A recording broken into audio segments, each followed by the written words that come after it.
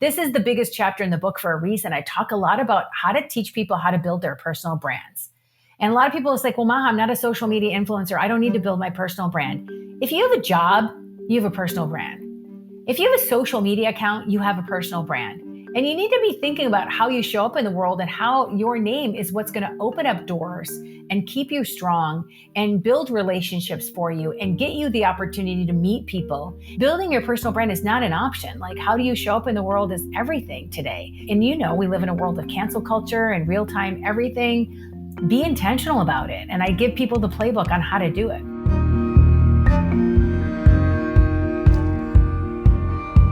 I'm Guy Kawasaki. This is the Remarkable People podcast, and we have someone who is truly remarkable today. I enjoyed reading her book a great deal.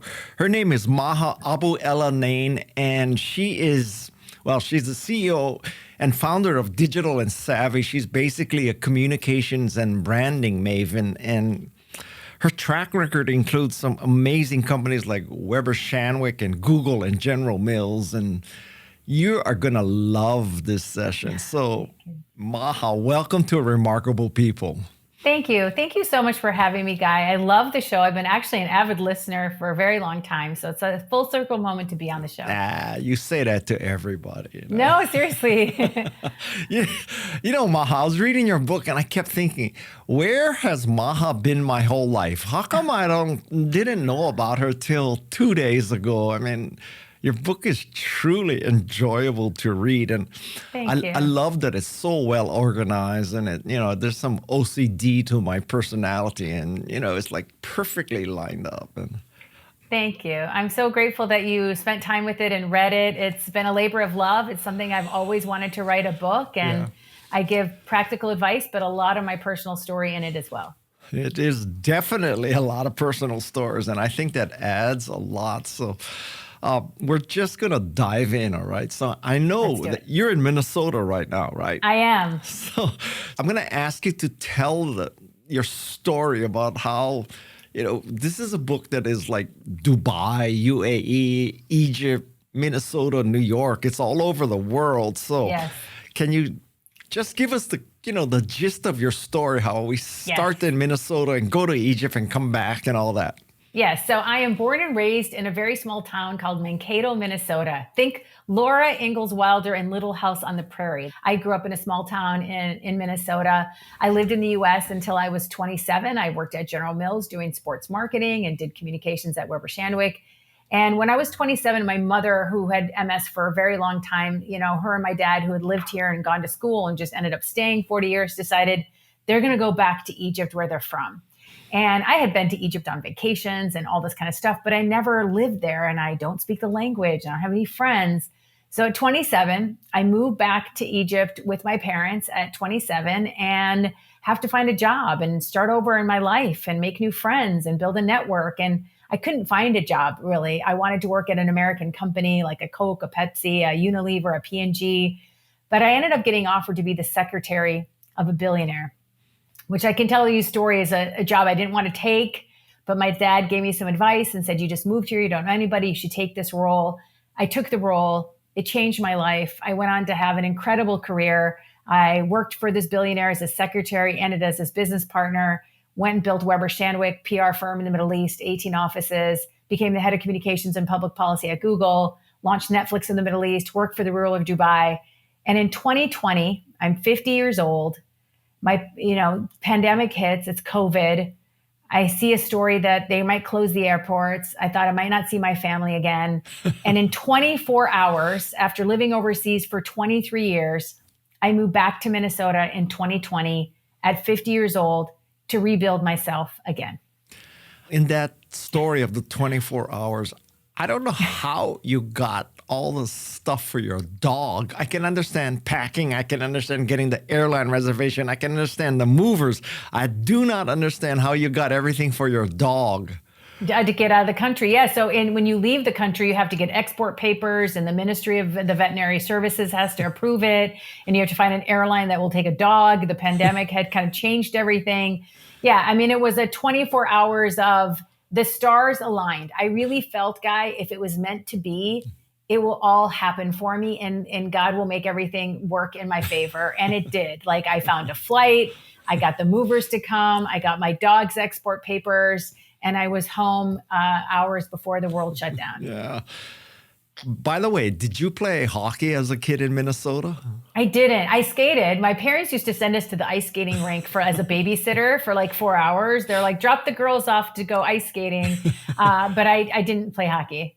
Oh, I'm disappointed in that. I know. It's you. You do that in surfing. Yeah, well, I didn't surf as a kid either. So you mentioned that you were a secretary for your billionaire. And I have to tell you, there's another story in our podcast about someone who started off as a secretary. And you will love this because that's what happened to Jane Goodall. Jane Goodall started as a secretary. So like people are listening and say, don't be proud. I think one of the pieces of wisdom that you offered in your book is like, it's not what you're doing, it's who you're working with. Yeah, and it's how you do it. It's not what you do, it's how you do it. So how could I take that role working for that, billionaire as a secretary? I'm like, I have to bring value. I have to learn how to network. I have to learn to put my head down and just be a student and just like do what he wants first and deliver. And if I perform, then I can ask for other opportunities. But I have to do what I was asked to do first and put my head down and just put in the hard work and let that speak for itself. So, I cannot imagine that in Mankato, Minnesota or something, this brown Egyptian girl was accepted by all the Scandinavians. And then you go to Egypt and you're an American, you don't really speak the language. I mean, you were like neither here nor there, right? Yeah. So when I was in Minnesota, I was the only brown girl in my class. Like I have a very long last name. I'm Egyptian in heritage, so I'm brown hair. Everyone is blue-eyed and blonde hair. I didn't fit in, and I really wanted to fit in. I felt like, when Walk Like an Egyptian came out, everyone at school was doing this to me and I thought my life was over, right? And then when I moved to Egypt, I am Egyptian. I look Egyptian. My name is Egyptian. But the minute I start talking, they're like, oh, where'd you go to school? Like, you're so American. You don't dress like us. You don't look like us. You don't talk like us. So I was never fitting in nor here nor there. And I really learned how to take my differences and made me stand out, like make that what was special about me, make that my secret weapon, even though for the longest time, it was the thing that I hated because I wasn't fitting in. So basically, as you say that, your struggles help you become self-reliant, right? Yeah. I mean, the concept of self-reliance, when people see the book, they're like, oh, she's teaching us how to be independent. That's not what it is at all. I'm like, it's empowering. What is it that you can rely on yourself to do first before you ask for help? Like, I need to rely on myself to know how to build my own relationships. I don't need to say, hey, guy, those relationships that you've built up over the years at all your incredible career, can I have those for something that I need? I want to rely on myself to know how to do that. That's a skill, to network and keep relationships. That's what I mean by self-reliance. I almost hesitate to ask you this, but can we take a little sidetrack and relate to what's happening right now in terms of self-reliance? Because superficially, very superficially, you could make the case that Trump and Musk are all about self-reliance, right? That America should be independent and great and self-reliant and not dependent on anybody and all that. And when I first saw the book, I said, oh man, this is going to be about that kind of stuff. But I think it's actually the opposite of what they're doing. Yeah, it's the opposite. Like, one of the things I do talk a lot about in the book is to build your personal brand. Like, how do you manage your reputation? Like, how can you rely on yourself to be in control of your reputation? Everyone knows they have a reputation, but they're just assume it exists. So I'm like, no. You can actually drive it and build it. What do you want people to know about you at work? Are you a collaborator, a team player? Are you resourceful? Are you a good listener? Are you somebody I can rely on? Like, those are the things that make up your personal brand. And how can that be advantageous for you? Can it help with your career? Can it help with opportunities? Can it help with mobility? Can it help future-proof your career against AI? Because you know how to build relationships. And I feel that's the skill. The reliance, in my definition, is What are the 7 skills you need to have to operate and navigate in today's world? One of them is create value for other people. How can I be valuable to you, Guy? I would ask you a very simple question. How can I help? And then I understand, what is it that you care about? What are your pain points? What are things that you really want to do in the world? And I try to figure out, can I introduce them to someone who knows about that? Can I share an article? What can I do to create value for you? That makes you indispensable. And that's what I mean by reliance on yourself. Well, I would say that that doesn't exactly describe what's going on No, Washington. in today's world. Yeah. So in today's Washington world, like you think a lot about, focusing on just America first. And, obviously I'm American, so I care about America first as well. But there's a beauty in collaboration. There's a beauty in learning from other people and other cultures. There's a beauty in understanding how we are all living the same ideals and world and dream. And so we're better together. And I feel that's a big part of, understanding how we can change the narrative to be more progressive and more enlightening about being, open to other people and other ideas.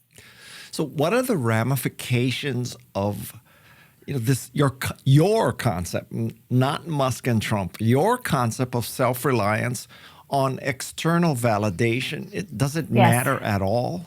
Yeah, well, I think a lot of it has to do with don't be waiting for opportunities to come to you or waiting for permission. I feel so many times, Guy, like in life, we're hesitant to do the things we're passionate about or that we feel like we should pursue because we're waiting for permission from others, or we fear judgment of others, or we fear failure, or that, it might not work out. Well, what if it does?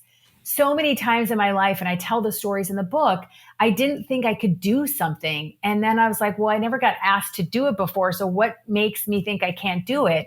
And if I don't believe in myself, why should I expect somebody else to believe in me? And so I feel like, this concept of waiting for permission from others or waiting for external validation, life is too short.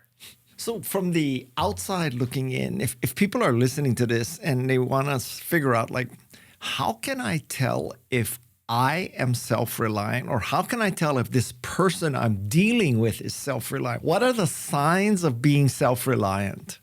Well, first of all, they think about bringing value to other people. Like they know that they have the power to make the changes they want to see in their lives. People who are self-reliant invest in themselves. They have a level of curiosity. I don't wait for my manager to give me that project that's going to make me a rock star. I don't wait for opportunities to come to me. I'm thinking, I know where the business is going. I know what my manager cares about. I know the capabilities of my team. Is there an idea where we can collaborate to bring something forward that before getting asked to do it? So people who are self-reliant understand that they are the value and they can create the opportunities they want to see in their lives. So many times you think, well, Maha, I don't have the experience or I don't have the skills.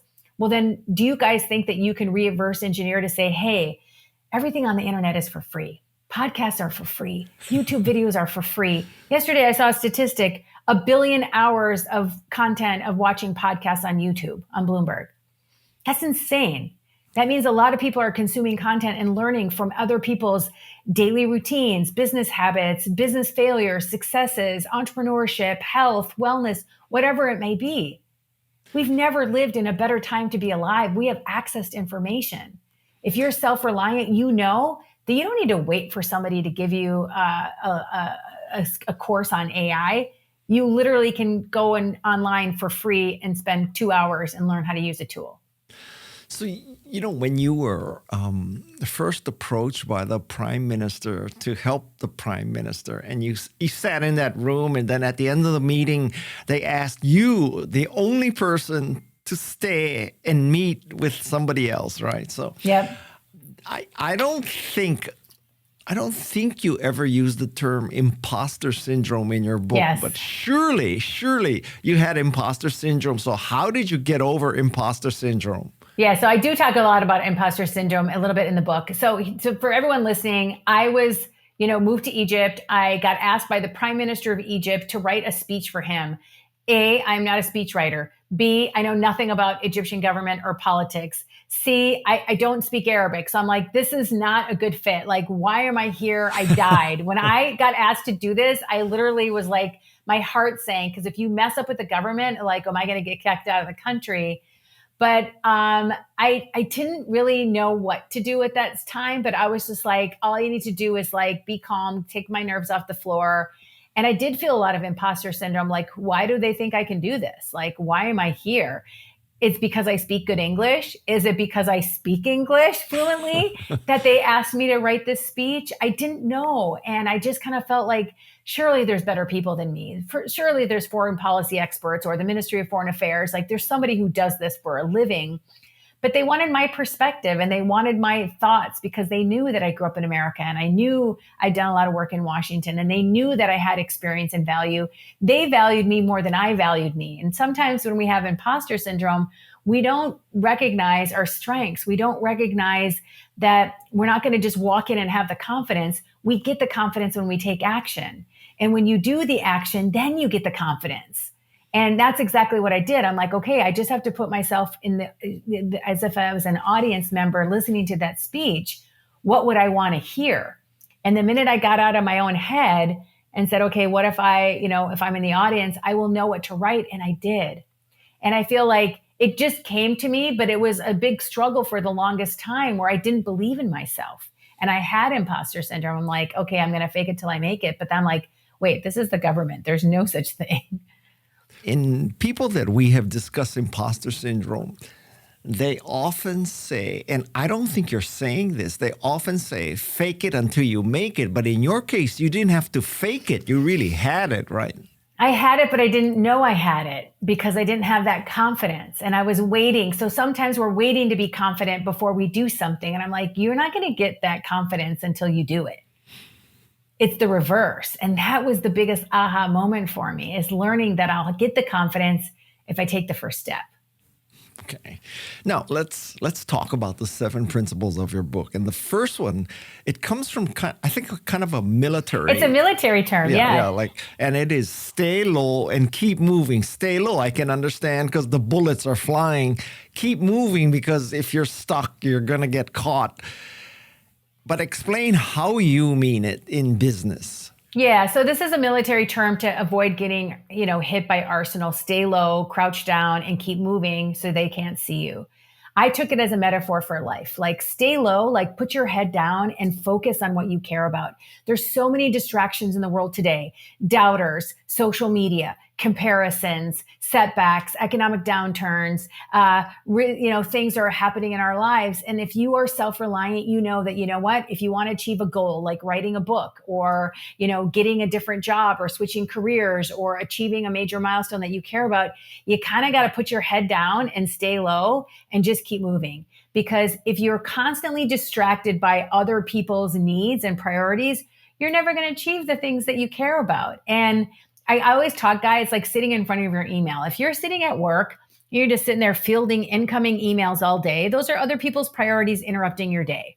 At some point, you need to close your email so you can do focused, deep work of things that you actually want to get done that day. And that's the difference between people who stay low and keep moving and those that react to other people's needs to achieve their goals. I'm going to go to your second principle about being a value creator, but yep. This is an attempt of mine to add value to you. Okay, good. I like it. I think that you should change the phrase stay low, keep moving to stay low, keep doing. Oh, I love that. I love that. Stay low and keep doing. That's a good edit. Right? Because you're basically saying stay low, don't get all this extraneous attention, but just keep doing what you're doing and it'll work out, right? Yeah. And moving kind of implies, random direction and all that. Yeah, I think I feel the reason I put moving is like people face a lot of setbacks and have bad days and just, that's going to happen. And there are going to be bumps on the road. So just keep moving through them. Don't let that stop you from your momentum or your goals.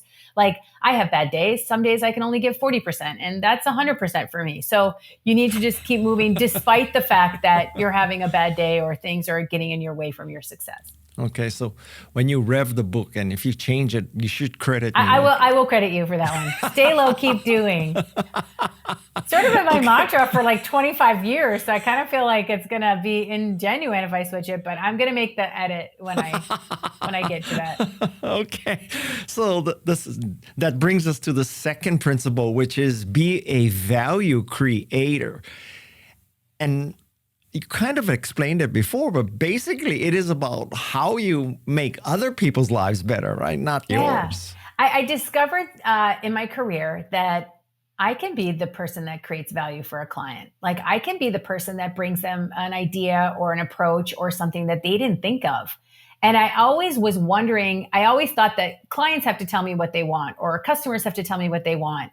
But I'm like, I can think and I can bring something to the table that they haven't thought of. And that's valuable because when you do something for someone without them asking for it and they actually love it and appreciate it, you just became a value creator. And so I thought, if I can do that for one person, I can do it for another. And now it's like an inner challenge to me, like, oh, I'm going to create value for that person. I just met so-and-so. I'm going to create value for them without them asking me for it. And not because I want anything in return, but I want to see if A, I can do it, and B, if I can actually create value for somebody. So Serena Williams, I met Serena Williams, and now I'm like, oh, she doesn't work. She's not a client of mine. I just met her at an event.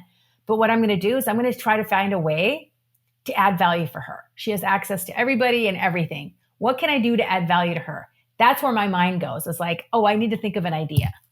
And what did you come up with? I'm working on it right now. I'll let you know how it goes. Okay. I just met her like 4 days ago, so I'm working on it. Oh, 4 days. I mean, I'm surprised it took this long. So. Well, I've been on planes since. I went to Doha in between, so cut me some slack. Okay, here's my second attempt to add value to you. I looked at your Instagram feed, okay? And you have a post that has a picture of a phone on the left side. It looks like this. Can you see this? Yes. Okay. I'm going to add value to you. It says unbelievably practical. Yeah. There's a typo there. I know. We found it. We took it down since. What do you mean? I just saw it yesterday. We took it down because I realized there was a typo. Okay, so it's not there anymore. That's my second attempt to add value to. Well, thank you, but that's very valuable. Okay. Like I think sharing your suggestions and helping people out is really, really important. Okay, here's my third and final attempt to add value to. And maybe, when I saw this in your book, I looked at it for a long time and I was wondering, is that an error or is that a really deep statement? So this might not show up. You won't be able to see that. But there's a page in your book that says you cannot edit a blank page. And I saw that. I said, was that a note from her editor to her telling her that this page is blank? Or is that a philosophy? Because that philosophy is just as good. So explain that page. It's a philosophy. So a lot of people hesitate to start. Right? That first step is the hardest step in anything they want to achieve. Losing weight, starting a business, asking for a promotion. But you can't edit a blank page means you got to start with something in order for you to know how to change it or tinker it or improve it or grow it. And so a lot of times, even as me wanting to write a book, like I really want to write a book. And like, if it's really a goal, if I don't achieve it, if I don't put my head down to kind of focus on doing it, you got to start somewhere. You have to edit based on taking the first attempt. All right. So I am so happy that's on purpose. I looked at that. I said, that is a very deep message there. Okay. So now we're still on value creation. So I notice story after story where you do things, you don't have a formal relationship, you don't have formal compensation, you don't have any kind of obvious short-term gain by doing this. Yes. So basically, you say over and over, well, I don't know if you say it, but you are communicating the idea that you should just add value and do stuff for free, and it all works out, right? Yeah, obviously you need to be selective of who you're doing it for and what your intentions are. But like, I don't like to live in a world, and my whole career and all my success in the last 30 years has not been on like transactions. I'm going to do this for you, so you do this for me, right? Bring value, have good intentions, have meaning behind what you're doing and a purpose behind it. If you have ulterior motives or there's a reason why you're doing something, it's going to come back to bite you because it was disingenuine. And so I feel like for my career and for all of us listening to this show, pick your circle, pick the people you really want to create value for because you know there might be a meaning behind it. And I don't work for free for everybody, but I do tell a story of me working for somebody for like a year and a half for free because I really wanted the chance to work with them. I volunteered to do work that clients would pay me for free for a client because I wanted an opportunity to get some time with them.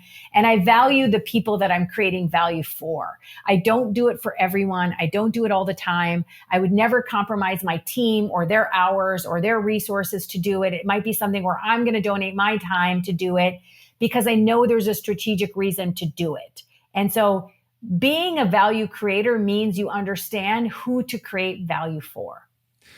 But, if I were pushing back on you, I would say, well, of course you would do whatever it takes to get to Serena Williams. You would do whatever it takes to, get up to Gary Vaynerchuk. But what about people who cannot help you? Do you still add value to them? Yeah, because I feel like, obviously there was a reason for who you create value for, but even if it's not a big name or a client, it might be a customer that could open another door for you that could lead to something that you're interested. It might be you want to learn about an industry that you're not in. There's a price to pay to get in that door. I'm going to go create value for them because I don't have the experience. I don't know anything about the X industry, so I'm going to have to pay a price to get in. And that might be my time and creating value for someone so I can get that experience or build that relationship. I think there's something in the water in Minnesota because one of the other guests from Minnesota is Andrew Zimmern. Yes, and the chef. I love him. Yeah, Andrew Zimmern tells a story that he had issues with drug abuse, and at 30 he was an intern at 3 places at once in Minnesota. Yeah. And his mentor advised him that you should make yourself indispensable because when you're indispensable, opportunities come to you. And in a sense, and you told this story in the book. Yeah, I read it. And in a sense, that's what you're saying, right? You add value, you become indispensable, and everything works out. Yeah, I mean, in his case too, he like volunteered to do every role at the news station in order to get that experience. And I feel like you have to be willing to put in the effort and willing to put in the work. When I took the job as the secretary for this billionaire, I didn't want to sit outside and answer phones and schedule meetings and get coffee, but I did. Because I knew that there was value in building relationships that were coming through that door. I knew that there was value of being close to a billionaire to learn about how does he run this business? When am I ever going to get a front row seat into how a billionaire works? Never. No. So there was value that I really, had to think of it and change my mindset about my approach of like the title and the job and my money. I had to put all of that aside and look at what I am gaining. I'm gaining experience. I'm gaining access. I'm gaining relationships. And that's so, so, so valuable. And I always tell people, you either get a chance to earn or a chance to learn. In this case, I was not getting the chance to earn any money. It was not a good role in terms of financial benefit because of my title and where I was in the company. But I was definitely getting to build learning. And learning was more valuable than what I was earning. What I was learning was way more valuable. Madison, are you listening to this?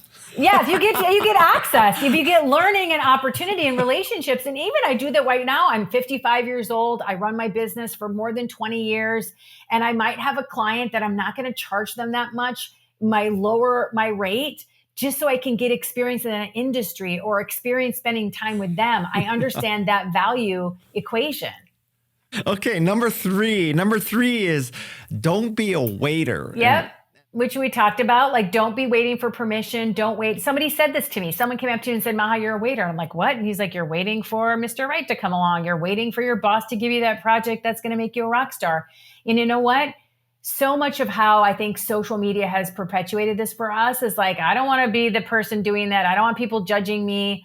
I wait until the right time comes, until I get more money in my bank account, or until I lose weight, or until I can get to the next level in this company, and then I'll do it. You know what? Life is too short. You need to do what you want to do. And I tell people, don't wait for permission from others, because you'll be waiting a very long time. Yeah. Do you know who Daniel Pink is? Of course. Okay. So Daniel Pink did something called the Regret Project. Yes. And one of the 4 consistent and main regrets in life is the boldness regret, which is that you didn't start your company, you didn't write your book, you didn't start your podcast. You're waiting for the perfect moment, Yeah. right? Yeah. And you think about all the incredible people in the world that got their at-bats and took them late at life and succeeded. They waited for a long time, more than, when they were 50 and above, to do the things that they wanted. It's just, don't wait. Okay.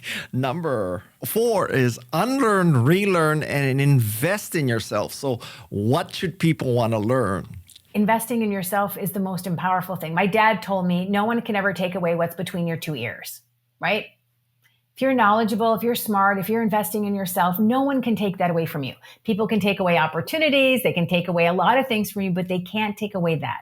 What can you do every week to invest in yourself? And I'm not talking take courses and go to class or online. Can you take 15 minutes to listen to a podcast? Can you go for a walk and listen to an audiobook?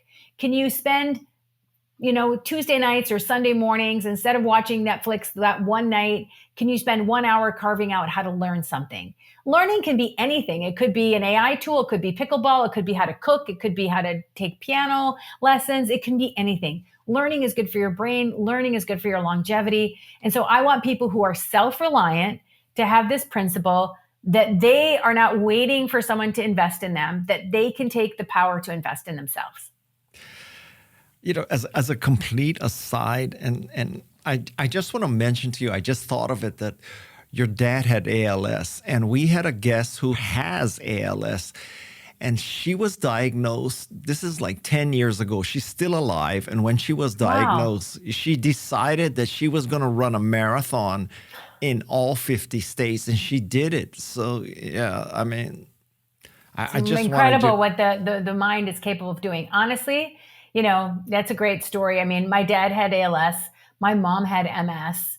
We're going to fast forward to Rule 7, which is the no regrets chapter right now. But I do talk a lot about my personal story, taking care of them, because I feel like there's so much in my life I could have regretted. Like I got to be the caretaker and I had a lot of responsibility that I had to shoulder.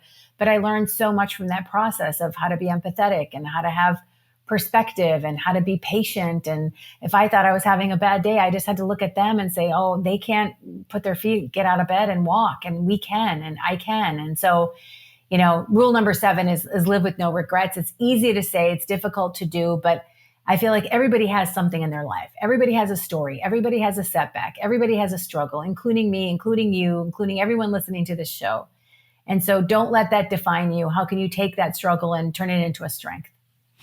In number 7, with live with no regrets, I have to tell you that, Madison and I read at least 52 books a year, okay? And I cannot remember an instance of where an author's, told the story about how they totally blew it. And I love the story of how you didn't get a Facebook job because you didn't prepare enough to learn enough about Facebook in Africa, and that just tanked your interview. Yes. I think a lot of life is doing the prep and showing up, right? What do you need to do to prepare? I had just come off a great job at Google.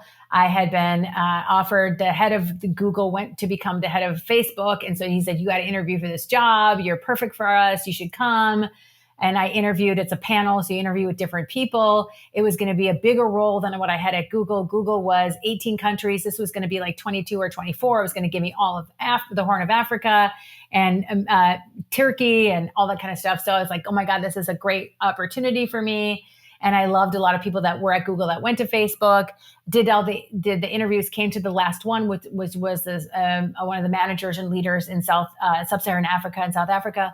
And I just didn't nail the interview. I didn't do my homework. I didn't know my stuff. I didn't study the market. And that just taught me so much. I went crushed. I'm like, oh my God, my life is over. I just came from this high of working at Google, and I got, turned down by Facebook by this role.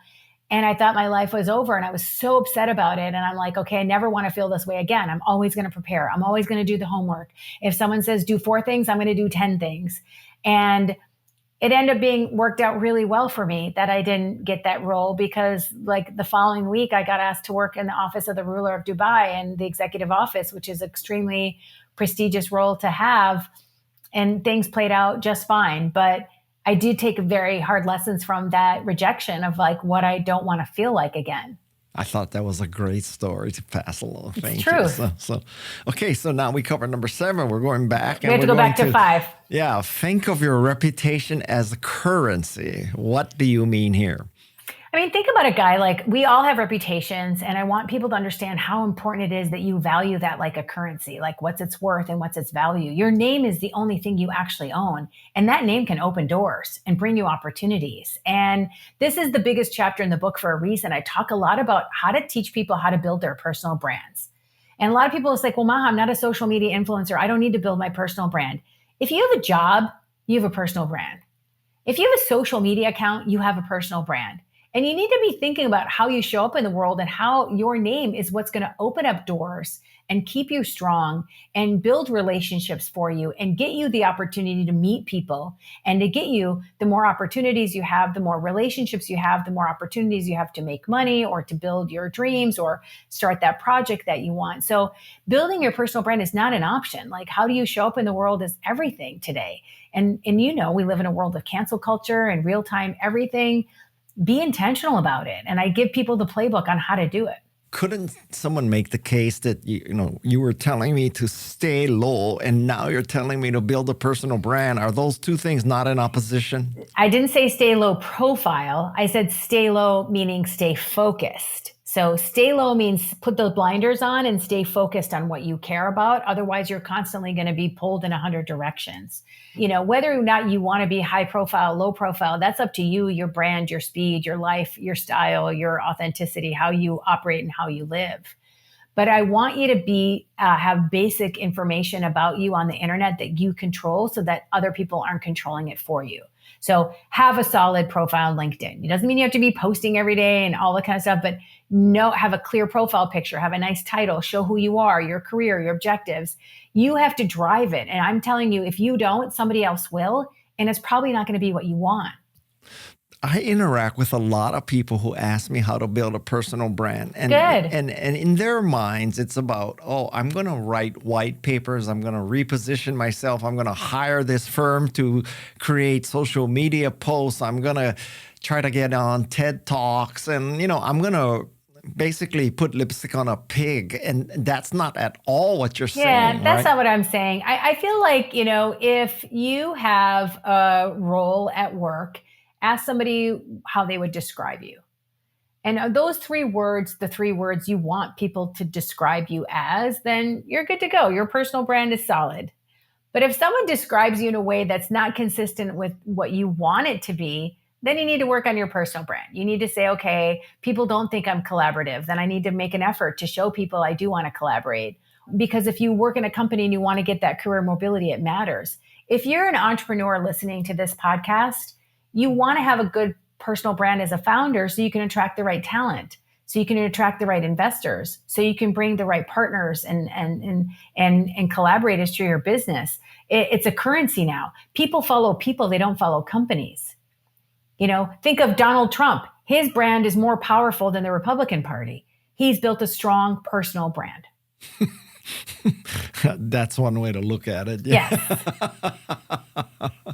I tried an interesting thing yesterday, not related to your book, but this merits discussion, which is I went to ChatGPT and I asked if Guy Kawasaki is trustworthy. Really? And what did it say? And it's a very interesting exercise. You should try it for yourself. Okay, I'm going to write it down. It is very interesting. And I did it for myself. I did it for Deepak Chopra. Cool. And you would be, just do it. You'll find it I'm very going to do it. interesting. Yeah. Because you could make the case that ChatGPT for all its hallucinations and all that, but it is, it's not politically motivated. It's hard to game the system, right? It's looking at everything and it's drawing its conclusion. What did it say? Tell me. It said I am trustworthy. Okay, good. I like that. I wouldn't bring this up if it didn't. Yeah, I was going to say, what did it say? Because you built a strong personal brand. You built a reputation. I really want people to, when they think of the word personal brand, to replace it with the term reputation. You built a strong reputation. So people know you. They trust you. Trust takes time. Authenticity comes from your intent. Are you trustworthy? Are you credible? Are you reliable? All of those things make up your personal brand. When I was studying your book, I think one of the most interesting dichotomies you drew is the difference between self-promotion and idea promotion. So You have got to give us your explanation of that. Yes, I think a lot of people think personal branding is about self-promotion. Look at me, I did things, I know things, I'm doing this and that. I'm like, no, it's not about promoting yourself. It's about promoting your ideas and your thought leadership and your expertise. I am 100% convinced that everybody in this world, from my niece and nephew to any executive I've ever met, has something of value that's unique to them that they can offer the world. Whether it's how they bake or how they talk to people or how they build relationships or how they know a specific skill, everybody has something to offer. And I feel that's your secret sauce. That's the thing you should share with people. Your personal brand is made up of your skills and your experience, but also your personality. Like what's the personal part of your personal brand? And so it's not about self-promotion. It's about idea promotion, about your ideas and your lived experiences. As I have gotten older, Maha, I have come to the conclusion that everybody you meet can do something better than you. So, I don't care if you're worth $1 trillion, you're not good at everything. And I see that every day. I mean, right now, I have a crew cutting trees at my house, and I watch what it takes to cut down a 200-foot eucalyptus tree. And it is an art. It's amazing what this guy can do with a saw. So I know. I read that in your book. I thought that was interesting. I didn't know that they were highly flammable. Oh, they're very flammable, yeah. Yeah. That's the only bad thing that has ever come out of Australia. Really? Yeah, really. That's interesting. No, I read that. I was like, I had no idea. Okay, so now the last one, well, it's the 6th one, but we did the 7th one already. Yeah. It is to be a long-term player. So what is the long-term? Yeah, I think this chapter has to do with networking. How do you be a long-term player with somebody? How do you not get into the world of transactions, tit for tat? I'll do this for you, but you got to do something for me. I've done this my whole career. I will make a deposit in somebody's trust bank and not ask for a withdrawal for years or months or decades, because I know that there's a value of showing up, delivering constantly. I'm always trying to think how I can make multiple deposits in different people's trust banks. So I go around being intentional and valuable to other people, because I may or may not want to make a withdrawal, but I don't want to be in this society of like transactions. I'll do something for you if you do something for me, or tit for tat. I feel like that's a very short-term way of thinking. And it's not been the signature of my success. Is like, I always think long-term, like create value for people over time, show up for them, serve your network. Your network is not there to serve you. Show up for people in a way that's meaningful for them. And that's how you build a good reputation. That's how you build good relationships. That's what I mean about self-reliance, is like, how do I rely on myself to really have good relationships with so many people? Because that's the currency of life, is having good relationships with people. And you may or may not need to make a withdrawal, but I know that they're there if I need them. Okay, we're almost at the end. I'm going to get dark for a little bit, and then we're going to come back to the light, okay?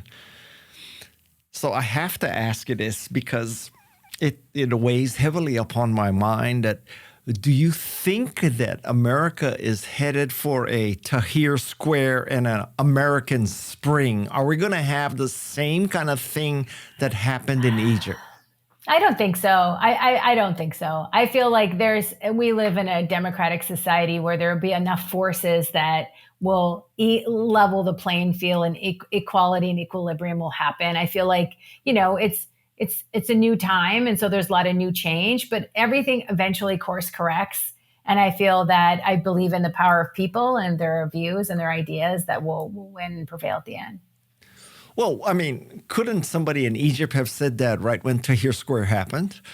No, I think for Egypt it was a little bit different. I think it, been brewing for a very long time, and I think there was a very specific premise behind that kind of protest was, having the same person in power for 30 years. I think that was a completely different circumstance than we have here, and history judged what happened very differently today than it did at the time it was happening.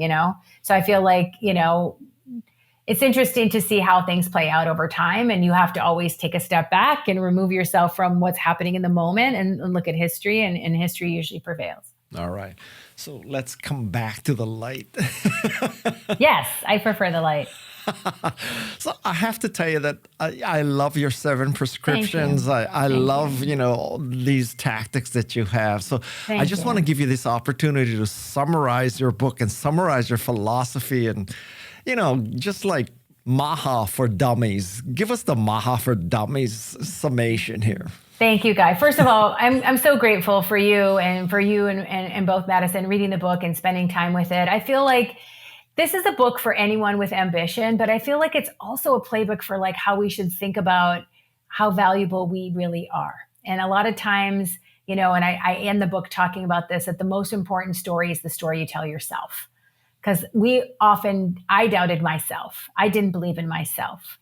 And once I started to change the narrative in my head that I was capable of doing things I didn't think I was capable of doing, a lot of things opened for me. And it does hard work, and life is up and down. There is no up and to the right. Everybody goes through struggles. I dealt with 2 handicapped parents. I lived overseas, moved back, came back and forth, reinvented myself at 27, reinvented at 50, so things take time, but like now I have experience. I have a lot of perspective. And I feel like if anyone's going through something and they're not sure where to start, the answer is just start. And the confidence will come once you do.